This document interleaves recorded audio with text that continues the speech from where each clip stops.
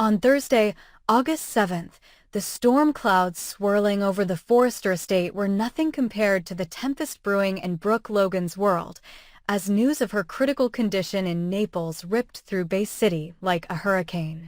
Word had reached Hope Logan and Liam Spencer while they were tentatively rebuilding their bond under the wary eye of Bill Spencer's grand old mansion, its marble pillars bearing silent witness to countless family dramas. Hope, her voice still wavering in relief at reconnecting with Liam, answered a sudden ringing telephone that changed everything in an instant.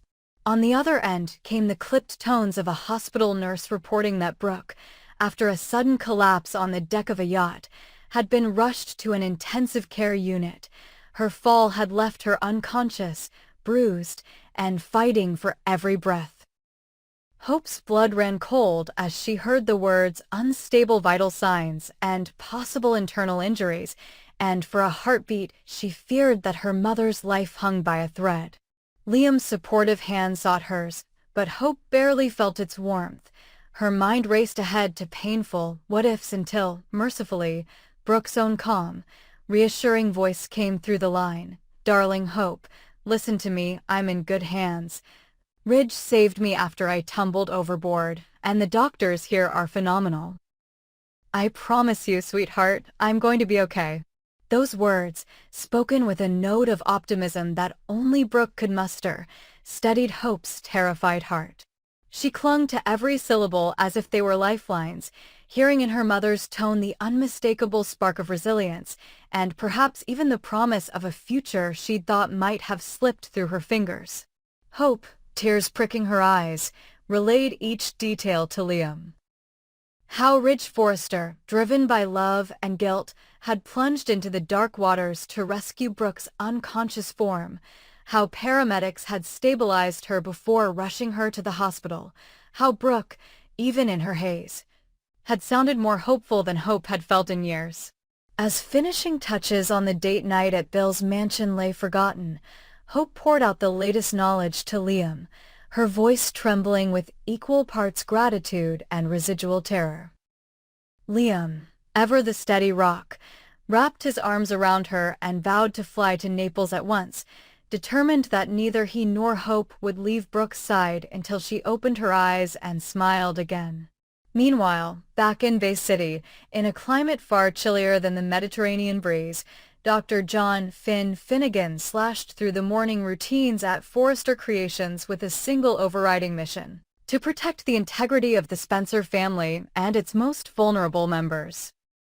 Finn had learned, to his horror, that Grace Buckingham, the once trusted oncologist who had declared Liam Spencer terminally ill with a fabricated brain tumor, had not only erased Liam's true medical records, but had funneled nearly $1 million in treatment funds into a clandestine offshore account. Grace had hoped to bury the truth forever, counting on Finn's reticence and the chasm of fear that kept Liam and Hope apart to keep her crimes hidden. But Finn, unable to abide a lie that could destroy innocent lives, confronted Grace in her sleek hospital office and demanded every shred of evidence she possessed: the deleted MRI scans, the falsified pathology reports, the bank transfers disguised under shell company names. Grace, sensing her deception was unraveling, confessed in a panic, naming Brooke Logan's Hope for Tomorrow Foundation as the unwitting conduit for her stolen funds. The revelation struck Finn like an electric shock. Brooke, the benevolent matriarch whose charity had funded countless free clinics and medical missions, could now face legal ruin, her sterling reputation dragged through the mud by her own trusted doctor's treachery. Finn, bound by loyalty to both the Logan and Spencer families, refused to allow Brooke to be blindsided. Rather than alerting the board of trustees immediately, he summoned Hope, now en route back from Naples. And together they devised a plan to amass incontrovertible proof while shielding Brooke from an early media onslaught. Finn enlisted a forensic accountant friend to trace the money through every tax haven, uncovering transactions to Caribbean Diagnostic Group and Elysian Labs, as well as minor administrative fees mislabeled under Hope for Tomorrow. With meticulous care, he downloaded server logs and bank statements onto encrypted drives. Grace, her panic mounting, attempted to sabotage the hospital's backup files and flee the city, but Finn's speedy work preserved the critical metadata. As she slipped through the early morning fog toward an airport shuttle, federal agents, tipped by Finn's quiet plea for help, apprehended her in a swift pre-dawn raid. Handcuffed and bewildered, Grace confronted the full weight of her crimes, multiple counts of embezzlement, medical fraud, and conspiracy to commit wire fraud. The justice system moved with surprising speed, indicting not only Grace, but several accomplices, a rogue radiologist, and shell company executives, ensuring that the entire network crumbled like a house of cards. Yet Finn knew that collapsing the scheme did little to absolve Brooke's charity in the court of public opinion. He and Hope worked through the night to prepare a carefully curated dossier for Brooke, detailing every manipulated transaction and emphasizing that the funds had been diverted without her knowledge or consent. Finn also drafted his expert testimony, outlining how Grace had altered Liam's true medical history and stolen precious resources under false pretenses. When Brooke emerged from her own health crisis, bruised but embodying her trademark fortitude, she was met not only by Ridge's relieved embrace, but by Hope's tearful hug and Liam's proud smile. Brooke listened in shock as Hope and Finn laid out the full scale of Grace's deception and the threat it had posed to Hope for tomorrow. Cameras and reporters swarmed the hospital lawn, but Brooke, channeling the strength that had defined her career, stepped forward to address the crisis head-on. "I am horrified and heartbroken that someone I trusted could betray not only our family, but the very people we aim to help," she said, voice steady despite the emotion rippling in her eyes. "I will fully cooperate with authorities to see that justice is served, and I pledge that Hope for tomorrow will emerge from this scandal stronger and more transparent than ever." Brooke then announced the formation of an independent oversight committee for her foundation, mandated public audits every quarter, and a new survivor advocate advisory board to ensure that no patient would ever be exploited. As word spread, the fashion world and philanthropic community rallied around her, organizing an impromptu charity runway show to raise funds directly for verified patients, no middlemen, no hidden fees. Meanwhile, across town, another collision was looming. Sheila Carter Sharp, notorious for her relentless pursuit of vengeance, was closing in on Lee Finnegan, Finn's formidable and secretive mother. Lee, who had worked tirelessly behind the scenes to protect her son's career and personal life, had managed to conceal the truth about her granddaughter, Luna Nozawa, who everyone believed had died in a tragic accident. But Lee's facade began to crack when Sheila, following a hunch and a trail of whispered rumors, spotted Lee near a children's hospital wing late one night, a tiny medical chart clutched in her hand. Could Lee's uncharacteristic tension in the corridor be the mistake that tipped off Sheila? As Sheila approached, she heard a nurse's voice echoing down the hallway, mentioning Luna's name, Luna Nozawa, a child on life support who matched the details of the little girl who supposedly perished years ago.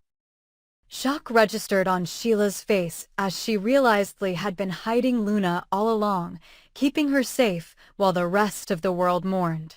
With her trademark audacity, Sheila burst into the ICU, confronting Lee beneath the harsh fluorescent lights. Lee, caught between maternal desperation and the fear of having her secret exposed, trembled as Sheila pressed her for answers. Why had she kept Luna's survival hidden? What else was she hiding? Through tears, Lee confessed that Luna had survived the accident but suffered severe injuries, and that she had transferred her to a private facility to give her the best chance at recovery, away from the vengeful gaze of Sheila, who had once tried to destroy every trace of the family. Now, after years of secrecy, Luna's monitors beeped steadily, the first sign of life that Sheila had ever encountered in that cold room. The two women stood in stunned silence as realization dawned. Sheila's obsession with harming the Finnegans had blinded her to the innocent child's fate.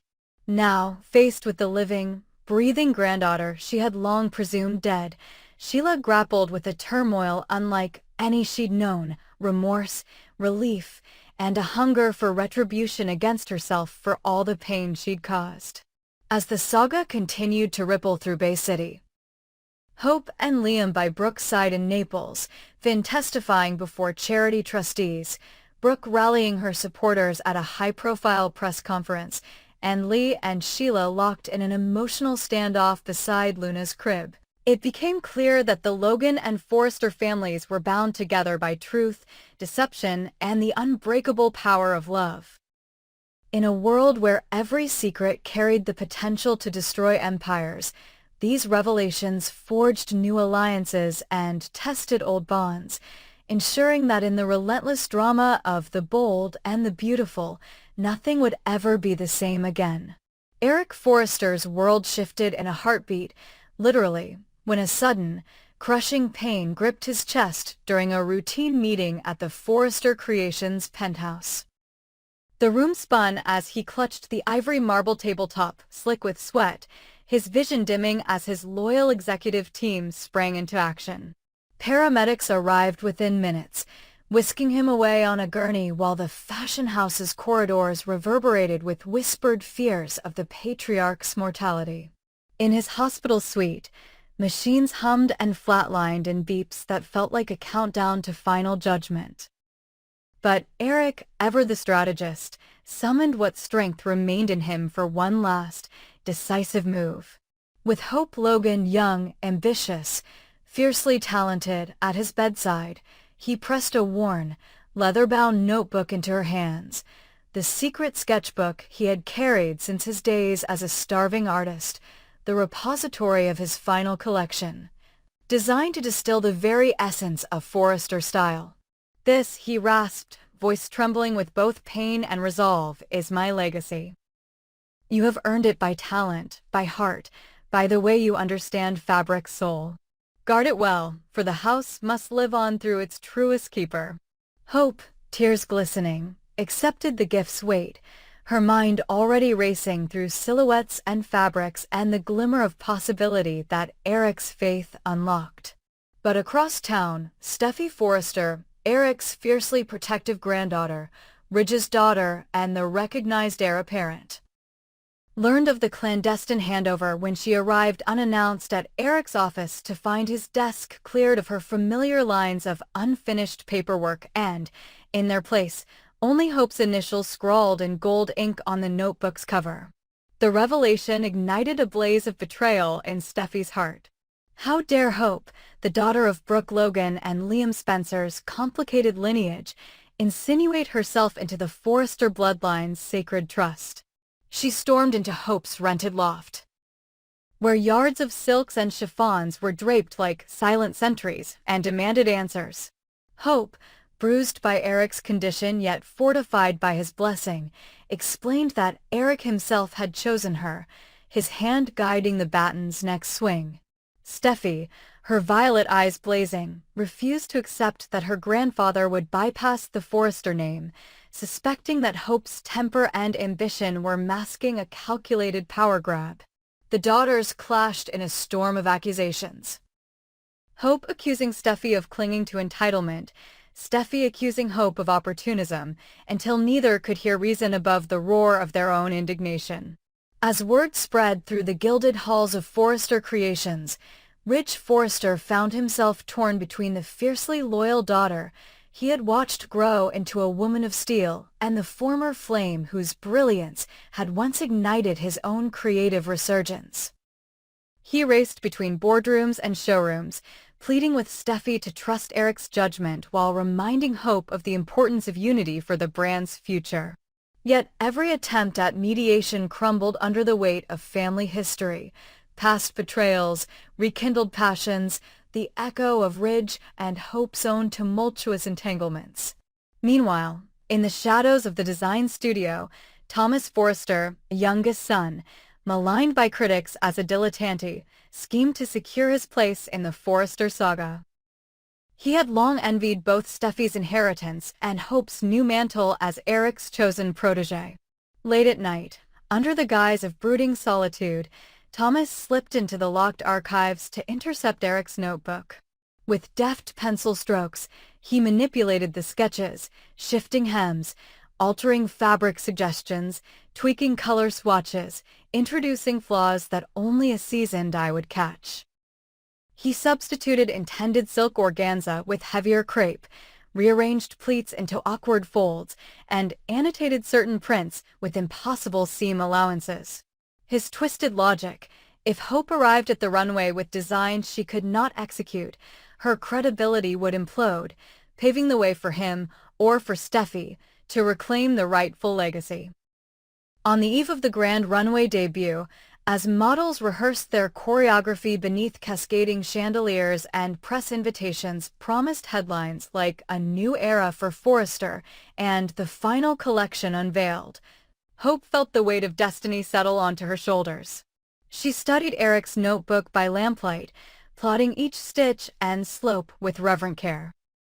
Yet when the morning of the show dawned and the first models emerged onto the catwalk's gleaming platform, gasps rippled through the audience. The gowns clung awkwardly, the bodices puckered, the patterns clashed with jarring discord. Hope, backstage, felt her world unravel. Editors scribbled furious notes. Buyers whispered doubts. Cameras honed in on her face, seeking the mark of a fallen prodigy. She confronted her team as panic rose in her throat. Where had the detailed notes vanished into this catastrophe? Then, as if guided by intuition, she dashed to the locked archive, forcing it open to reveal the mangled sketches she had memorized. The nausea of betrayal hit her like a punch to the gut, yet beneath the shock lay a spark of defiance. Hope realized that true talent did not lie in reciting another's vision, but in forging her own.